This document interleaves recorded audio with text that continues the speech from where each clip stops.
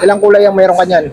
Maraming kulay natin na dito may kulay black, itong kulay, saka ganitong kulay, saka mayroon din kulay red nito. Okay. Kulay red, ayan. Magkano may naalok yan dito? Yung Sa, si Calypso natin nasa 3,000. 3,000. 3,000. Dito naman tayo sa Titan. Okay, ayan si Titan. Okay na yan. Huwag mo na siguro tanggalin sa plastic.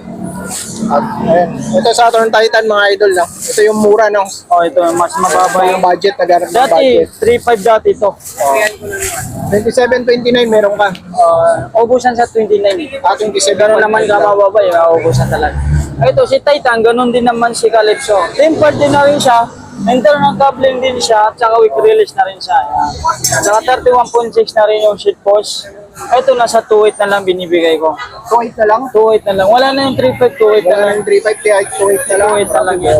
Bumaba pala yan. No? Parang pwede rin